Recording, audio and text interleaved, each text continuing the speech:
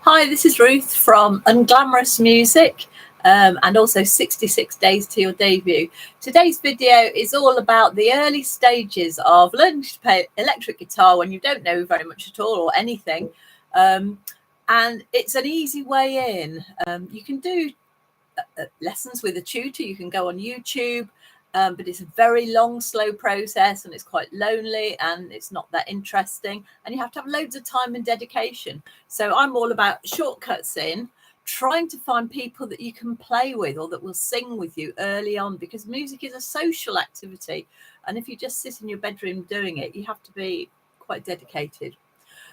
Today I've got this guitar. This is the most lightweight guitar. I really struggle with heavy guitars, so this one cost me £100. It's called, sound like I'm advertising it, but it's great. If you're ever going to buy a guitar, one of the things to consider is it going to be too heavy if you're standing on stage with the strap? And I'm going to be playing this one while I'm not feeling very well, and it's really light. So you do need to have your guitar in tune. I don't think that the first lesson for beginners should be tuning your guitar. I think you need to find an expert to tune your guitar for the first few weeks of playing, to take your mind off that. So either find somebody who knows how to tune a guitar. There are electronic tuners like this, but you still need an expert to know how to do it in the early stages. I would say, yeah, take it to a music shop. They'll tune it for you because you'll become a customer. And once the guitar's in tune, you can have a go at playing it and see what sounds you can come up with. Weeks down the line, yes, you're going to learn how to tune it. You're going to learn all the technical things. You're going to learn chords and all of that. But if you start trying to learn that early on, it's very off-putting. So if somebody puts your guitar in tune, I've got it plugged in here. So there's the output. It's going to this tiny little amp. It's just a 15-watt amp just for the bedroom. And the thing is to just try playing. I haven't got a plectrum, little plastic thing. I'm playing with my fingers today. I'm just playing the open strings. One of the things is to try and play two at a time. Or these two here. Sometimes you do all of the strings. Sometimes you can practice a rhythm. What I'm going to do is just put my hand here, any old how, so that when I'm doing this, I'm getting a great rhythm. And if I take that hand on and off, you get another interesting sound. It's not classic guitar music, but it is classic garage art rock noise.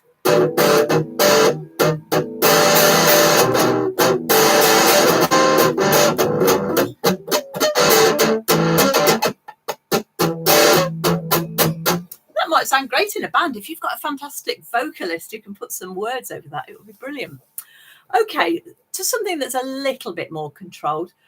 These things here are called the frets. They're made of metal. Generally, you don't touch the frets because that makes it buzz. You put your finger just before the fret here. So on here, if I play all the strings on open, what I can do is put my finger there. So open, it sounds like this. When I put my finger there, it takes it up, and going up by the frets, you can hear the sounds going up, and it's really worth experimenting with this.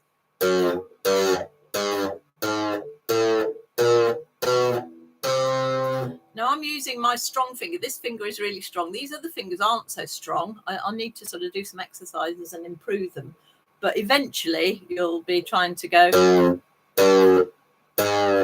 That's probably too short and too far away, but you know, try and strengthen up your fingers. But if not, the one finger approach is excellent. Doesn't sound much like a song. What I'm going to do now is choose something that makes a kind of tune that I quite like. And by using this string, this is the same as the bottom string on a bass guitar. So if I'm going there on a bass guitar, it's just a lower version of me going here. So it's called the 5th fret because it's 1, 2, 3, 4, 5, and it's got a dot on mine there.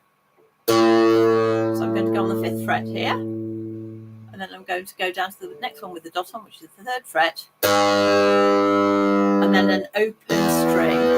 So the 3 notes are here. Oops. 5th, 3rd, if you wanted to know the names of the notes, that's A, G, E. And that's quite a good riff for a garage rock tune. I'm going to do 2 on each. Oh no, just 1 on the last one.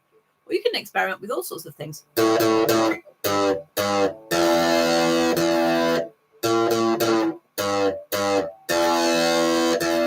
terms of notes, that's going down. La, la, la. And a really good thing to have with some singing is to not go down. Instead of singing la, la, la, la, la, la, la, which you could have, sing all on the same note, maybe like this.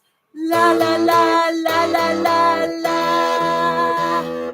La, la, la, la, la, la, la. Sounds very garage rock, doesn't it? But I'm only singing one note. The bass is going down and this guitar line is going down, but the singing note is staying the same. La, la, la, la, la, la, la. Put some words to it. Drinking in my coffee. It's not very garage rock. Drinking in the... Drinking in the drains. Drinking in the drain. No, drinking in the... Let's do something else. La, la, la, la, la, la, la. Drinking in the... Looking at the... Looking in the window. There we go. Looking in the windows. Looking in the windows. Now, when I'm playing like this, I tend to make up just rubbish words. And then later you can change the rhythm, keep the same rhythm of looking in the windows or drinking in the coffee and change it to something that you really like. So there, it's going down on the guitar and I'm singing at the same pitch. La, la, la, la, la, la. It's quite hard to coordinate the finger and the mouth at the same time. That's why if you get someone else in, it helps. The other thing you can do is go in the opposite direction. So where the instruments are coming down, down, down, the singing can go up, up, up. So instead of going, digging in the garden, da, da, da, da, ba, da, da. So my singing went, da, da, da, da. That was going up as the instruments were going down. La, la, la, la, la, la. That's on the same note. Da, da, da, da, da, da. Right, just before I end, I'm going to introduce you to, if you search for metronome on a phone or something, and then certain beats per minute. I've got 100 beats per minute. When I play on this, it's going to give me a little metronome. Very good to play with. Hope you can hear that. Got that now. Nice and loud. So now I'm going.